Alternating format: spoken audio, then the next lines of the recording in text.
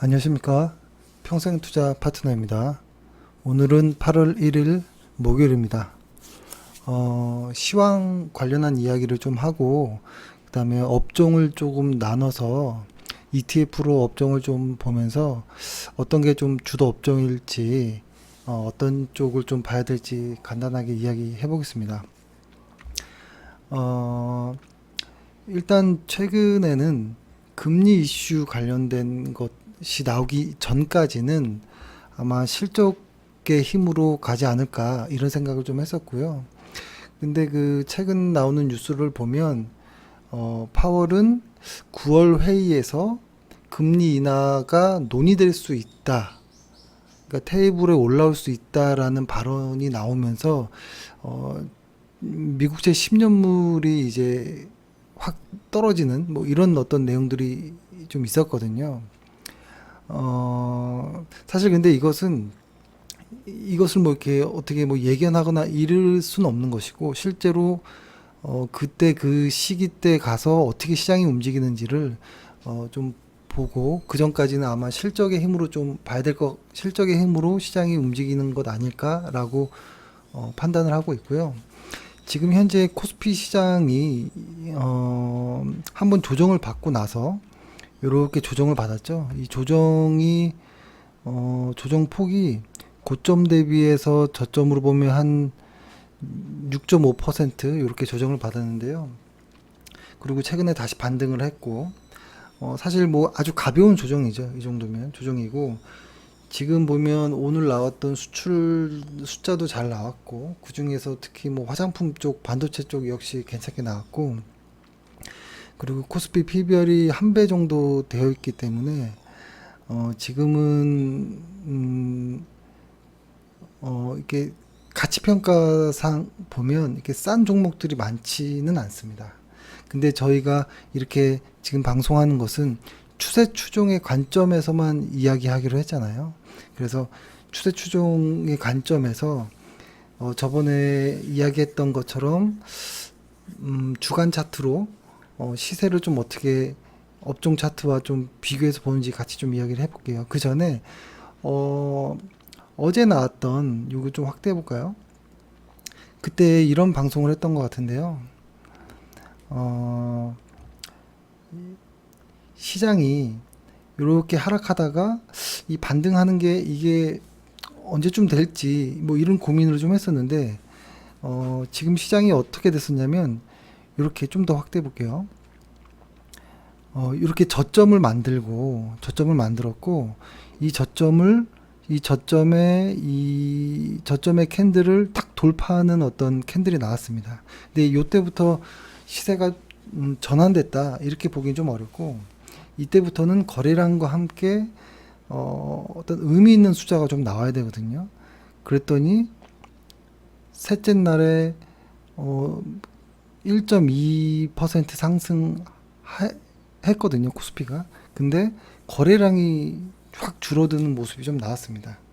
거래량이 줄어드는 모습이 나왔고, 그 다음에 조정이 나왔고, 그 다음에 어제가 이렇게 나오고 오늘인데요. 사실 아마 그 윌리엄 오닐 책에 보면 그 이 바닥을 확인하는 어떤 다양한 것들이 나오는데, 저도 그 논리로도 많이 확인을 했었고, 뭐 여러 가지 방법을 좀 많이 좀 테스트를 과거 했었는데요. 윌리엄 오닐 방식 여전히 훌륭하다라고 생각하고요. 근데 제 개인적으로는 어, 약간의 조금 그 좀 의아한 부분들이 있었어요. 그 윌리엄 오닐 책에서 봤을 때 거래량이 증가하는 것도 알겠고, 그 S&P 500이나 뭐 나스닥이 1점 몇 퍼센트 이상 상승해야 된다 할 때 1.5 이상이다, 뭐 2% 이상이다, 1% 이상이다, 여러 가지 어떤 가격에 대한 기준이 명확하지 않았거든요. 그래서 예전에 그래서 제 나름대로 무언가를 추가했었는데요. 그게 뭐냐면 어, 한 50일 정도의 가격의 평균값에 넘어서는 어떤 상승이 나올 때를 좀 보니까 좀 더 확률이 높아지더라고요. 그러니까 이런 겁니다.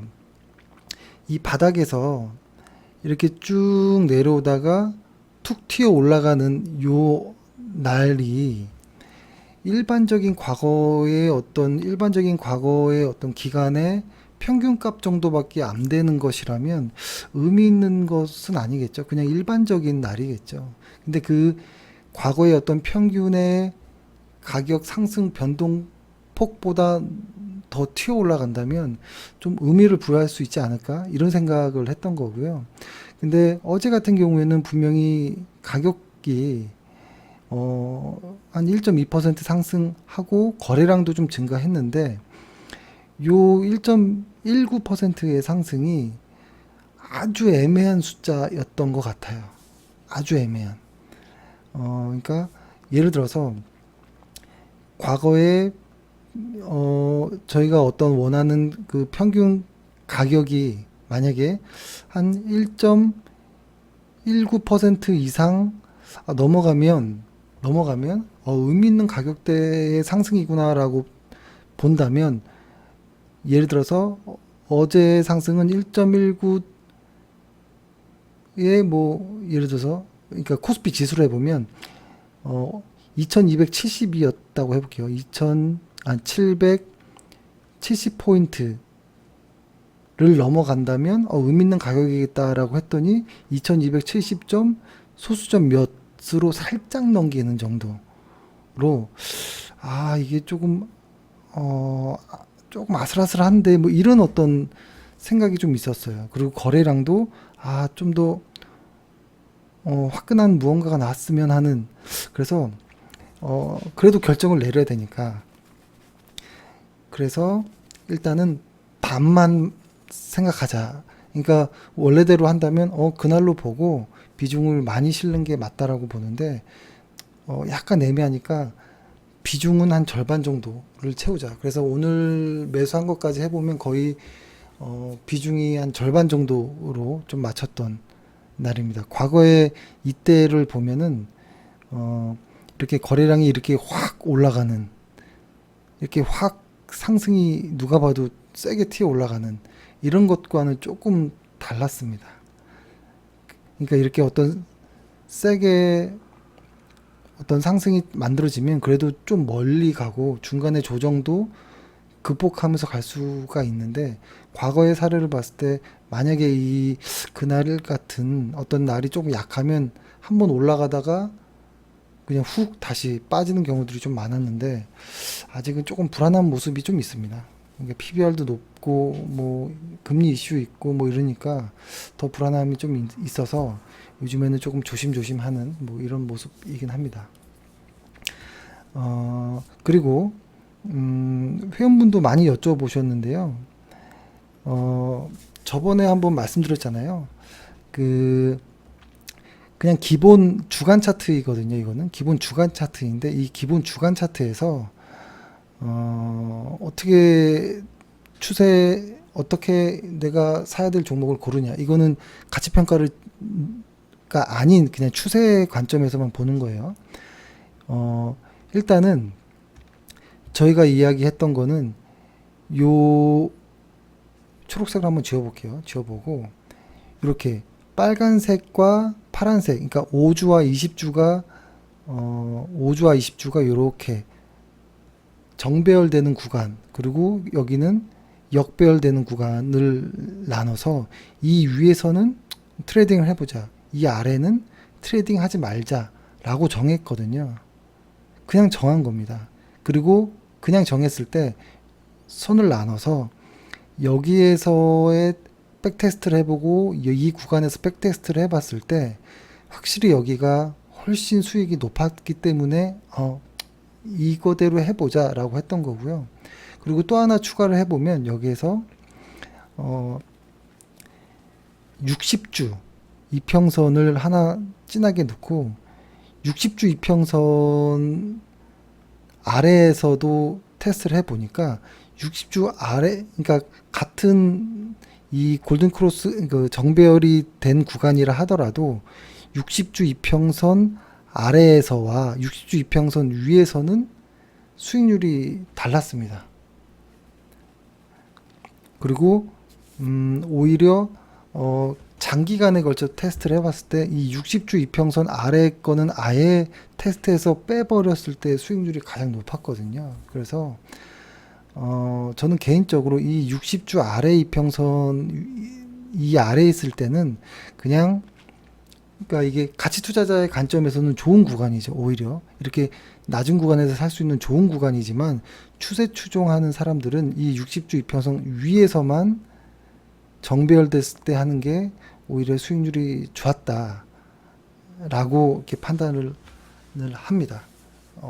저의 테스트 결과는 그랬다라는 것이고, 그래서 저는 보통 이렇게 ETF 업종을 이렇게 쭉 깔아놓고 나눕니다. 그러니까 예를 들어서 한번 먼저 이렇게 해볼까요? 요 정배열이라는 거를 빼보고,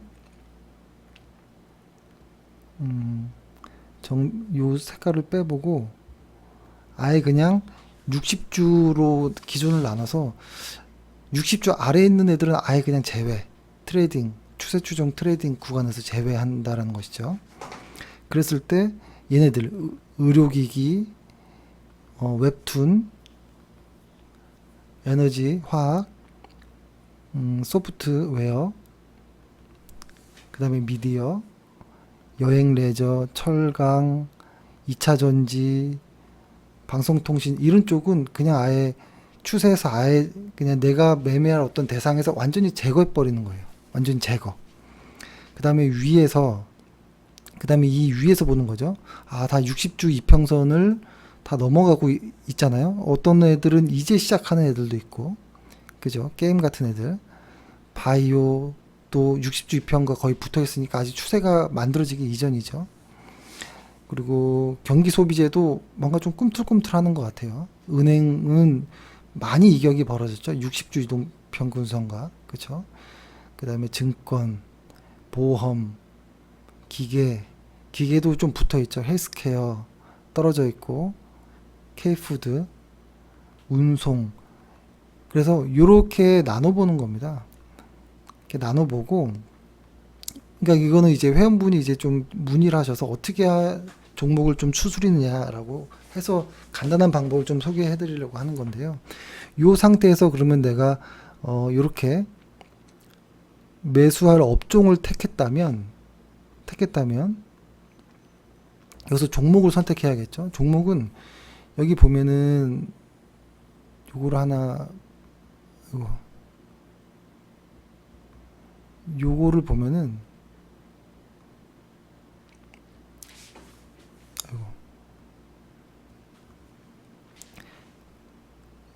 지금 이게 장이 가끔 이렇게 에러가 나올 때가 있는데요. 저는 요 화면, 요거 뭐냐, 3052 화면 다시 눌러볼게요. 3052. 여기 나오네요, 다시. 이렇게 비중을 이렇게 보고, 만약에 화장품이다 이렇게 해보면, 화장품 눌렀죠. 그러면 여기에 이 화장품 ETF에 속한 종목들이 쭉 나옵니다. 이렇게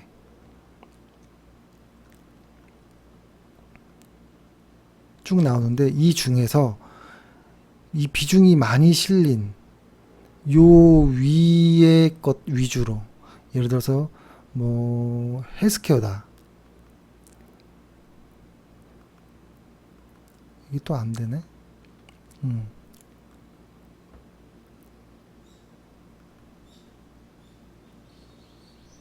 잠시만요.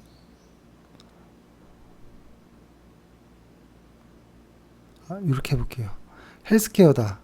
그러면 이 비중이 여기 10몇 프로 이렇게 나오잖아요. 이 비중이 좀 큰 아이들 위주로 좀 보는 게 어떤가라는 생각을 합니다. 예전에 한번 이야기했던 것처럼 이 추세 추종은 제가 생각할 때 추세 추종은 한번 무겁게 가다 관성이 탁 받아지면, 탄력이 받아지면, 이렇게 시세가 이렇게 만들어지다가 착 상승하기 시작해서 쭉 가려면 무거워져야지 이게 변동이 많이 없이 쭉 길게 갈 수 있거든요.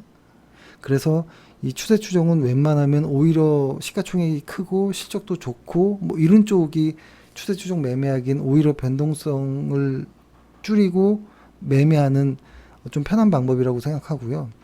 근데 작은 종목으로 이렇게 사는 것은 아주 단기 투자할 때 아주 종목이 뭐 이렇게 가다가 푹 튀어 올라가고 이렇게 가다가 푹 튀어가고 이런 단기 테마성 종목은 진짜 단기 트레이딩 하거나 혹은 이렇게 변동성이 심하지만 실적이 아주 좋은 애들은 가치주의 관점에서 소형주를 발굴하는 이런 관점으로 봐야 되지 않을까라는 생각합니다. 그래서 아주 작은 소형주, 중소형주들이잖아요. 아주 좀 작은 중소형주들은 오히려 단기 매매 혹은 가치 평가를 해서 이 싸냐 안 싸냐의 관점에서 좀 사는 이런 쪽의 의미를 좀 부여하고요. 오히려 저 같은 스윙 트레이드를 하는 사람에게는 중대형주, 추세가 살아있는 중대형주, 여기에서 실적도 좋다면 너무 좋은 이런 아이들을 이렇게 해야겠죠. 그렇죠? 그래서 요렇게 해서 한번 보시면 좀 어떨까 싶고요. 여기에서 이제 추가를 하는 거죠. 추가를 해서 한번 나누는 것까지 심플하게 해볼게요. 여기서 20과 요거를 다시 지우고 이제 정배열이냐 아니냐만 한번 봐볼게요. 이렇게 놓고 봐서 예를 들어서 조선이다. 그러면은 정배열 되어 있잖아요. 여기서부터 정배열, 그죠? 정배열 되어 있으면 위에다 놓고 화장품 아직 정배열이니까 이 위에다 놓고 게임 정배열 위에다 놓고 바이오 정배열 위에다 놓고 경기 요즘에 소비재도 괜찮은 것 같더라고요. 은행도 당연히 괜찮고 은행 증권 뭐 다 위에 있는 애들이고 그쵸. 헬스케어 푸드 운송 다 정배열되어 있죠. 근데 약간 애매하지만 넘어갈게요. 반도체 지금은 얘만 하나 자동차만 빠져 있고 이게 나눠볼게요. 이렇게 여기서 그러면은 이렇게 딱 나누고 지금 보면은 이 위쪽에 있는 애들은 다 정배열되어 있는 애들 이 아래는 60주 위지만 역배열되어 있는 자동차 이렇게 되어 있는 거죠. 그래서 저는 만약에 코덱스 자동차가 매매 가능한 어떤 60주 위에 있지만 역배열되어 있으니까 조금 관망할 것 같고요. 이 위쪽에서 골라보겠죠. 만약에 화장품이다 라고 해보면 화장품에서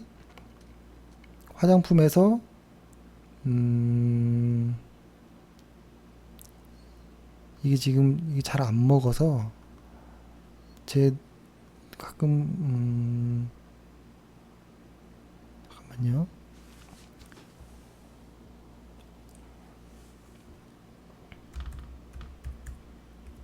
이렇게 하면 화장품 섹터가 이렇게 나오잖아요. 그쵸?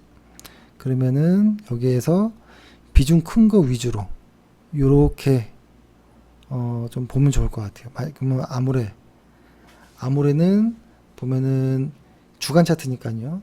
정배열 이후 조정받고 다시 가기 시작했고 LG생건은 아직 역배열이니까 안 보일 것 같고 실리콘2 정배열 시작하고 조정받고 다시 5주평을 돌파하는 모습 뭐 괜찮게 보이고 추세 관점입니다. 한국콜마는 이미 조정 돌파했고 코스맥스 조정 돌파하기 이전 APR은 아직 하락 중 오늘 파마가 좀 강하게 올랐잖아요. 그죠?